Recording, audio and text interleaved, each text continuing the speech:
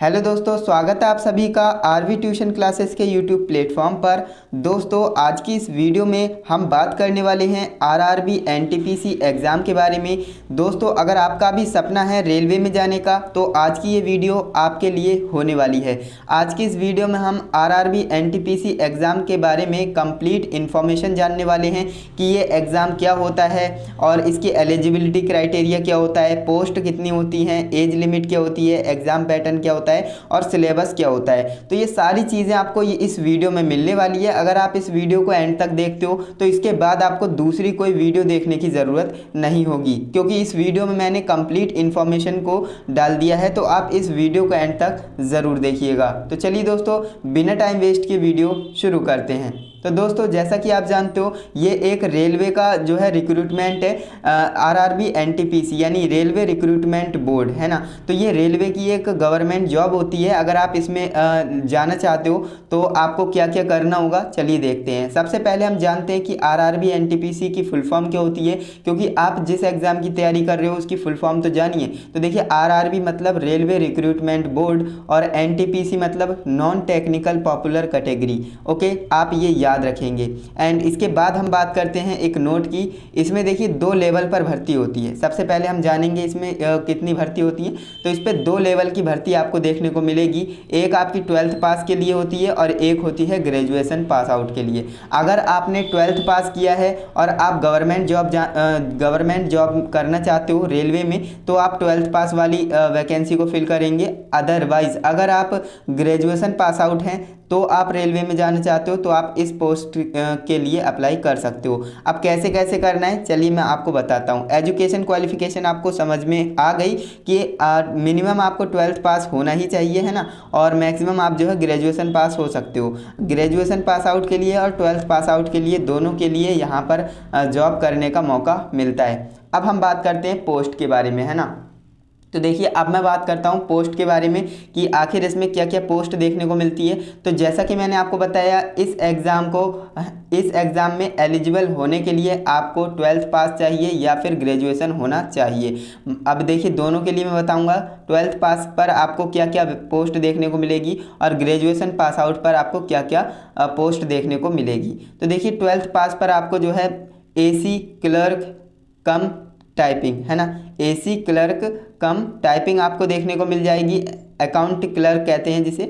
And इसके बाद junior time keeper, है ना। एंड इसके बाद ट्रेन क्लर्क एंड इसके बाद सीनियर टाइम कीपर। तो इस तरह से आपको 4 पोस्ट यहाँ पर देखने को मिल जाएंगी, जो कि 12th पास आउट के लिए होने वाली है। एंड इसके बाद ग्रेजुएशन पास आउट पर देख लेते हैं। ग्रेजुएशन लेवल पर आपको क्या क्या पोस्ट देखने को मिलेगी।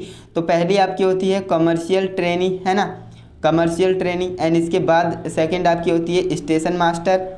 स्टेशन मास्टर के बाद आपकी होती है गुड्स गार्ड, है ना। एंड इसके बाद आपकी होती है सीनियर कमर्शियल कम टिकट क्लर्क, है ना।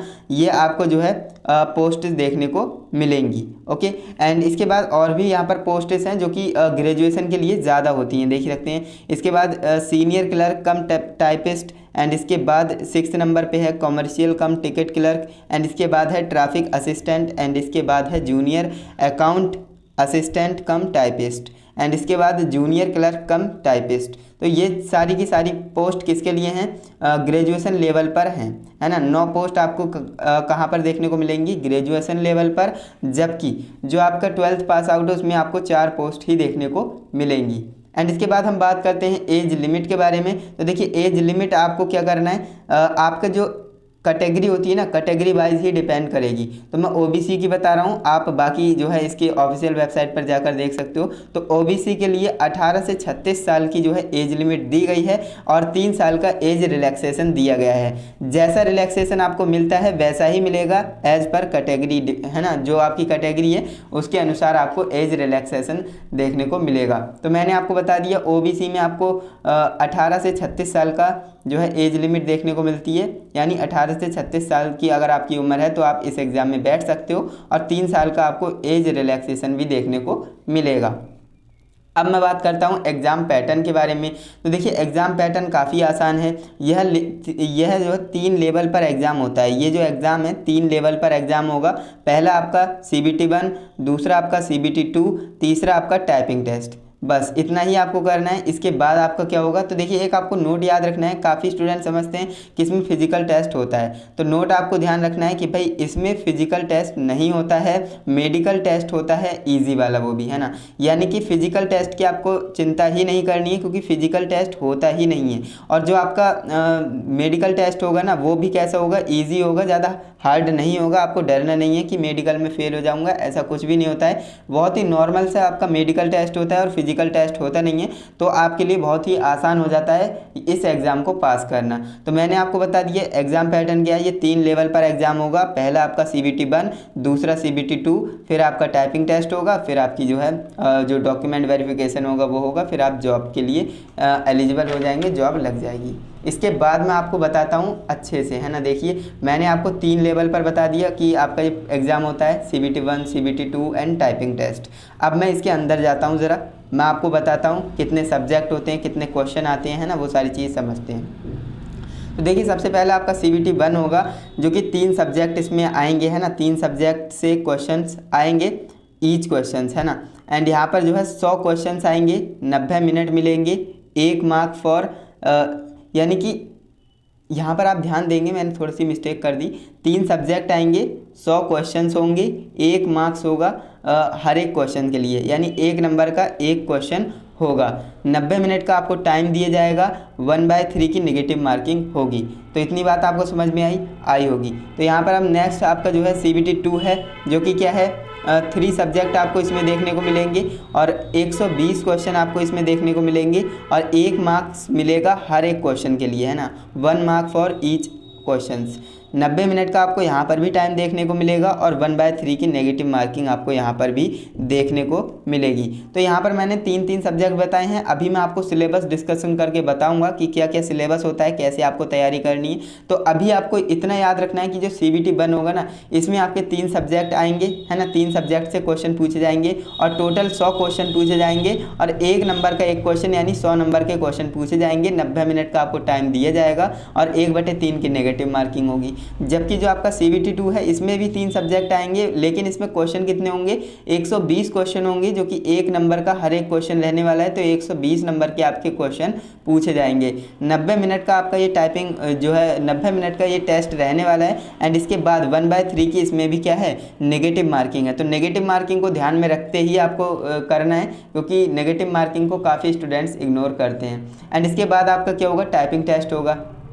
टाइपिंग टेस्ट जो है क्वालिफाइंग नेचर का होता है, इस बात का आप ध्यान रखेंगे।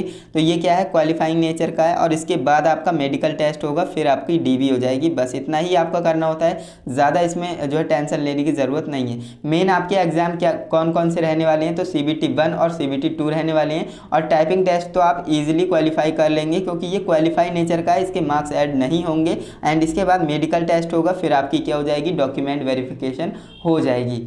एंड इसके बाद मैं बात करता हूँ एग्ज़ाम सिलेबस के बारे में, क्योंकि देखिए किसी भी एग्ज़ाम को पास करने के लिए आपको उसका सिलेबस पता होना चाहिए। तो एग्ज़ाम सिलेबस की बात करें तो देखिए CBT 1 और CBT 2 में सेम सब्जेक्ट होते हैं। जैसे कि मैंने आपको बताया CBT 1 में भी आपके 3 सब्जेक्ट हैं एंड CBT 2 में भी आपके 3 सब्जेक्ट हैं। तो ओवरऑल जो आपका सब्जेक्ट है ना, वो सेम रहने वाले हैं। यानी कि इसमें क्या क्या पूछा जाएगा आपसे, मैथमेटिक्स पूछी जाएगी, जनरल इंटेलिजेंस पूछी जाएगी, रीजनिंग पूछी जाएगी और जनरल अवेयरनेस पूछी जाएगी। ये 4 सब्जेक्ट आपके हो गए, बट इसमें से ही आपके जो है क्वेश्चंस एग्जाम में पूछे जाएंगे।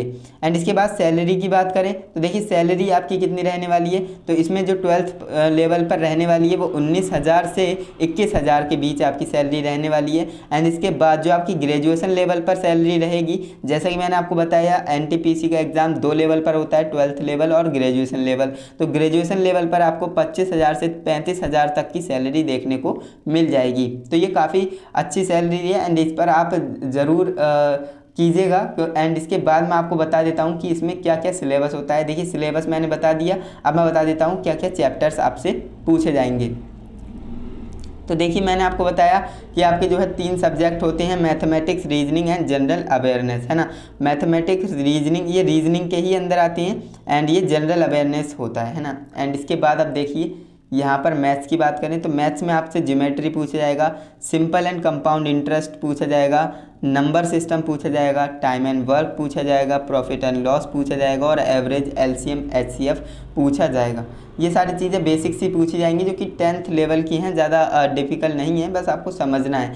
एंड रीजनिंग की बात करें तो इसमें आपसे यहाँ पर रीजनिंग की बात करें तो यहाँ पर एनालॉजी से पूछा जाएगा, कंप्लीशन ऑफ नंबर पूछा जाएगा एंड अल्फ़ाबेटिकल सीरीज़ जो होती है वो आपसे पूछी जाएगी, कोडिंग डिकोडिंग पूछी जाएगी, मैथमेटिक्स ऑपरेशन है ना, सिमिलैरिटीज़ एंड डिफरेंस ये पूछा जाएगा, रिलेशनशिप पूछी जाएगी, रिलेशनशिप से भी काफ़ी ज़्यादा क्वेश्चंस पूछे जाते हैं।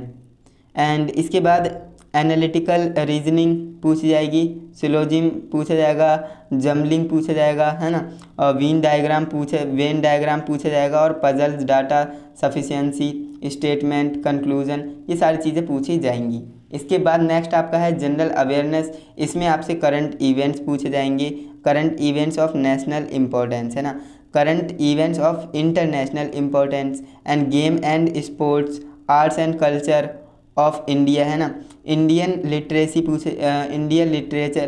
लिटरेचर पूछा जाएगा, mountain and places of India and general science पूछी जाएगी and life of science up to 10th CBSE है ना, CBSE की यहाँ पर जो है 10th क्लास तक की जो है साइंस पूछी जाएगी, history of India and freedom state है ना, ये सारी चीज़ें आपसे पूछी जाएंगी। तो ये मैंने कुछ चैप्टर्स बता दिए हैं, बाकी आपको सिलेबस पता होगा ही।